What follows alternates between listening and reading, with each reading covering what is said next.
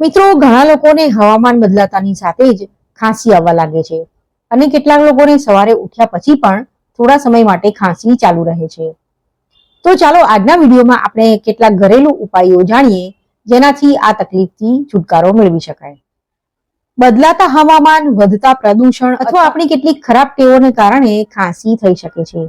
જો કે સતત ખાંસી ફેફસા, શ્વસન માર્ગ અથવા ગળામાં ચેપનો સંકેત પણ હોઈ શકે છે. ખાંસી આપણને આપણા સ્વાસ્થ્ય પ્રત્યે સતર્ક રાખે છે, તેથી તેને અવગણવાને બદલે સારવારનો વિચાર કરવો. સૌથી પહેલા તો ખાંસીનો પ્રકાર ઓળખો અને પછી તેના આધારે ઘરેલું ઉપચાર અથવા દવાઓ કરો. ખાંસી મુખ્યત્વે બે પ્રકારની હોય છે: સૂકી ઉધરસ અને કફવાળી ઉધરસ. મધ સૂકી ઉધરસ સહિત અનેક બીમારીઓમાં ખૂબ જ ફાયદાકારક છે. ગરમ દૂધમાં 1 ચમચી મધ ભેળવીને પીવો. દિવસમાં 2 વાર, સવાર અને સાંજ, આમ કરવાથી રાહત મળશે. જો તમે દૂધ ન પીતા હોવ તો આદુના રસમાં મધ ભેળવીને ચાટવાથી પણ રાહત મળશે. ડુંગળીના રસમાં મધ ભેળવીને પીવાથી પણ ઉધરસમાં રાહત મળશે. ચા બનાવતી વખતે તેમાં આદુ, કાળા મરીનો પાવડર અને મધ નાખો અને તેને ગરમા ગરમ પીઓ. તમારી ખાંસી મટી જશે.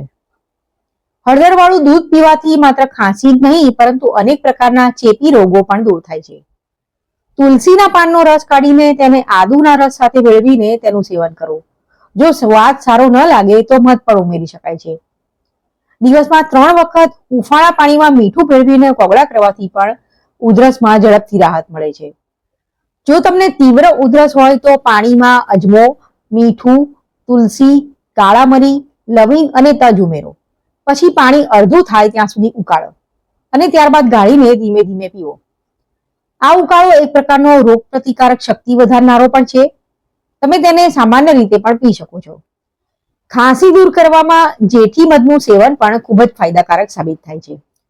તો મિત્રો, વિડીયો જોવા માટે તમારો ખૂબ ખૂબ આભાર. ફરીથી મળીશું, ત્યાં સુધી આવજો.